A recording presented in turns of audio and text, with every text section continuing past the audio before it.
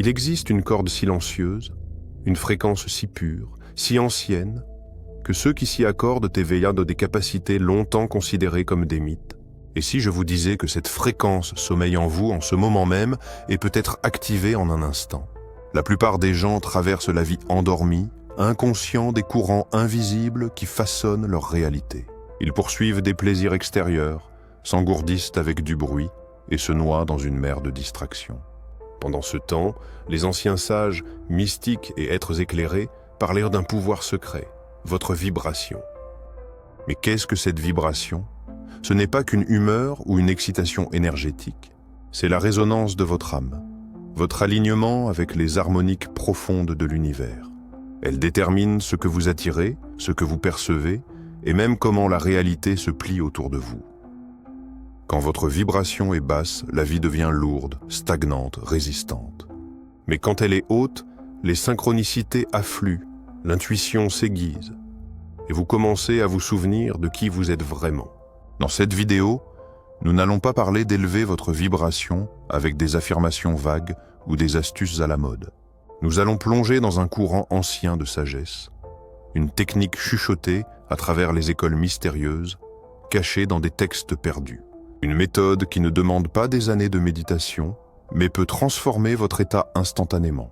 Si vous êtes prêts, nous explorerons les enseignements oubliés des anciennes civilisations, décoderons les secrets vibrationnels cachés dans la philosophie et les symboles. Puis nous révélerons les étapes précises pour activer cette fréquence en vous, maintenant même. Ceci n'est pas juste une information, c'est une initiation. Le moment où vous comprendrez ce qui est vraiment partagé, vous ne vous sentirez pas juste mieux, vous serez différent. L'air semblera plus léger, le temps pourra s'étirer et quelque chose au fond de vous s'éveillera, un souvenir.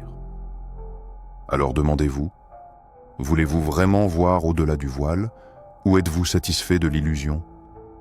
Car une fois ce secret appris, il n'y a pas de retour en arrière. Bien avant que la science ne nous donne le terme « fréquence », les anciens savaient. Ils ne comprenaient pas juste la vibration, ils la vivaient. En Égypte, les initiés des écoles mystérieuses apprenaient que le son était le pont entre le visible et l'invisible. Le temple de Dendera était construit pour résonner à certaines fréquences. Ces chambres conçues non comme architecture, mais comme instrument. Les Védas de l'Inde parlent de Nada Brahma, le son de Dieu, non une voix, mais une vibration omniprésente sous-jacente à toute existence. Selon cette doctrine, l'univers entier naît du son, se maintient par la vibration et s'y dissout à nouveau. La syllabe primordiale n'était pas juste un chant, c'était la fréquence de la création elle-même. Puis vinrent les pythagoriciens, gardiens de la géométrie sacrée et des harmoniques cosmiques. Pour eux, les mathématiques n'étaient pas juste logique, mais langage divin.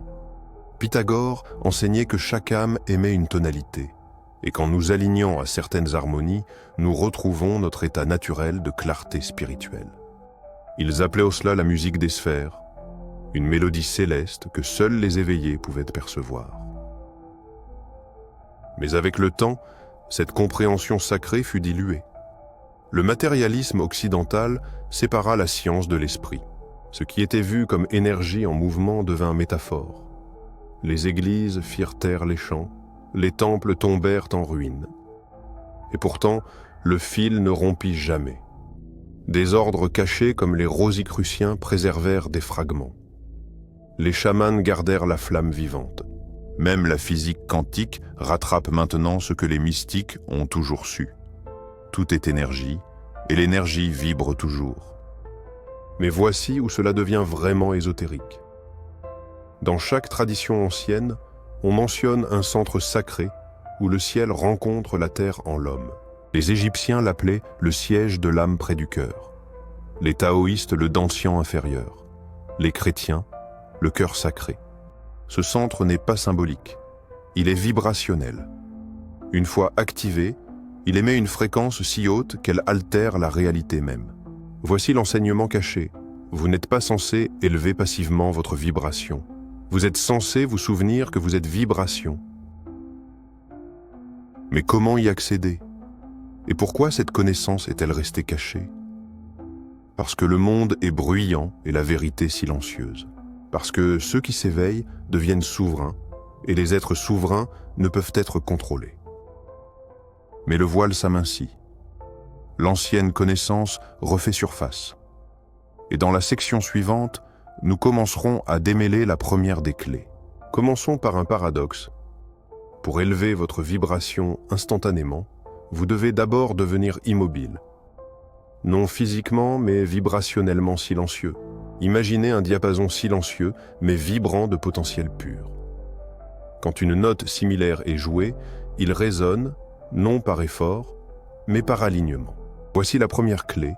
Votre vibration s'élève non par force, mais par résonance avec l'harmonique divine déjà présente dans la création.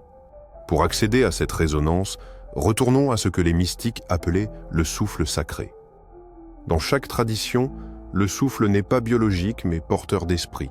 Ruach en hébreu, pneuma en grec, prana en sanskrit. Mais il y a une couche cachée. Le souffle ne vous maintient pas juste en vie, il vous accorde. Essayez maintenant. Inspirez lentement comme si vous sirotiez un nectar divin. Retenez avec révérence. Expirez en libérant des siècles d'oubli. Vous venez d'entrer dans le temple de l'immobilité. Dans cet espace entre les souffles, votre fréquence naturelle émerge. L'enseignement profond commence ici. 3 centres en l'homme, activés ensemble, génèrent ce que les textes appelaient la vibration trinitaire. Le mental, centre de vision intérieure, le cœur, amplificateur vibrationnel, et le ventre, ancrage instinctif. Alignés, ils créent une fréquence qui altère votre champ électromagnétique. L'Institut HeartMath a découvert que le cœur émet un champ 60 fois plus puissant que le cerveau, changeant avec vos émotions. Quand souffle, cœur et mental s'harmonisent, votre corps émet une fréquence cohérente mesurable. Ce n'est pas juste se sentir bien, c'est de l'alchimie vibrationnelle. Voici ce qu'on ne vous dit pas. Vous n'avez pas besoin de monter une montagne ou de chanter des heures. Il suffit de retrouver votre harmonie intérieure. Le monde vous entraîne à vous fragmenter. Pensées éparpillées, cœur blindé, instinct parasité par la peur. Cette incohérence abaisse votre fréquence. Le secret pour élever votre vibration n'est pas d'ajouter, mais d'unifier ce qui est déjà en vous. Quand la pensée s'immobilise, le souffle devient sacré, le cœur s'adoucit, vous retrouvez votre ton original. Les Égyptiens représentaient cela par le pilier Djed, symbole de stabilité intérieure. Quand votre pilier intérieur est droit, l'énergie serpentine peut s'élever. Premier pas, l'intention. Pas un souhait, mais une invitation profonde de l'âme à retrouver votre fréquence sacrée. À l'instant où vous dites « Je suis prêt à me souvenir », l'univers répond. Il offre clarté, synchronicité, paix intérieure. Mais attention, quand vous élevez votre vibration, tout ce qui n'est pas en harmonie remontera à la surface, non pour vous punir, mais pour être libéré. Élever votre vibration, c'est vous dépouiller de ce que vous n'êtes pas. C'est la porte à franchir. Dans la section suivante, nous explorerons les paradoxes, barrières cachées et sources de pouvoir oublié endormies dans votre corps énergétique. Maintenant que vous comprenez les principes, plongeons plus profond dans les couches sous la surface. D'abord, corrigeons une erreur moderne. Élever sa vibration ne signifie pas fuir le monde physique, mais y ancrer des fréquences plus hautes. Les taoïstes parlent de Wu Wei, non l'inaction, mais l'action en parfait flux avec l'univers. Élever votre vibration, c'est vous accorder à ce flux naturel. Confrontons maintenant les barrières invisibles, la toile karmique, cycle de blessures, l'illusion de l'ego, séparation, et la loi de résonance, votre environnement vous influence. La toile karmique est l'énergie accumulée de vos actions passées, créant une attraction vers la négativité. La transcender demande un acte vibrationnel, le pardon. L'ego est une fréquence dense d'identification aux étiquettes extérieures. Le transcender, c'est réaliser que vous êtes un avec tout, un shift qui change tout. La loi de résonance signifie que tout dans votre environnement influence votre vibration. La solution ? Créer un espace sacré de 5 minutes chaque jour. Imaginez votre champ énergétique comme une lumière brillante dans cet espace. En le quittant, cette énergie vous protège comme un bouclier. Le défi ultime, rester aligné malgré la gravitation des anciens schémas. La discipline constante est clé. Comme un diapason, vous retrouverez toujours la bonne fréquence. Passons maintenant à l'application pratique. La connaissance sans action est une graine non plantée. Voici des techniques simples mais profondes. Première technique, le souffle sacré, 4-4-8. Inspirez 4 secondes, retenez 4, expirez 8. Instantanément, cela calme l'esprit et accroît la cohérence cœur-cerveau. Visualisez la lumière emplissant votre corps à chaque inspiration. Le souffle conscient est le pont vers une conscience supérieure. Deuxième pratique, nettoyez votre espace. Le désordre physique reflète le mental. Ajoutez des objets sacrés, utilisez de la sauge pour purifier. Un environnement clair crée un esprit clair et un esprit clair vibre haut. Votre espace vous influence constamment. Troisième outil, le pouvoir du son. Écoutez de la musique en 432 Hz, chantez Om, utilisez des bols chantants. Le son ouvre des portes énergétiques. Certaines fréquences stimulent la guérison et la clarté. En vous immergeant dedans, vous harmonisez votre propre vibration. Quatrième pratique, ouvrir le cœur sacré. Placez vos mains sur votre cœur. Visualisez une lumière dorée s'étendant en un champ d'amour. L'amour est la plus haute vibration de l'univers. En l'émanant, vous créez un champ attracteur pour d'autres énergies élevées. Cinquième rituel, l'invocation matinale. Avant d'ouvrir les yeux, dites « Je suis un être de lumière et d'amour » et visualisez-vous rempli d'énergie divine. Ancrez votre vibration au plus haut dès le réveil. La gratitude est clé, elle active l'abondance, une fréquence naturellement haute. Avec ces pratiques, vous remarquerez des changements dans vos relations, opportunités et paix intérieure. Le pouvoir était toujours en vous. En conclusion, souvenez-vous, vous n'apprenez pas à devenir nouveau. Vous retournez à ce que vous avez toujours été, un être vibrant de la même fréquence divine que les étoiles.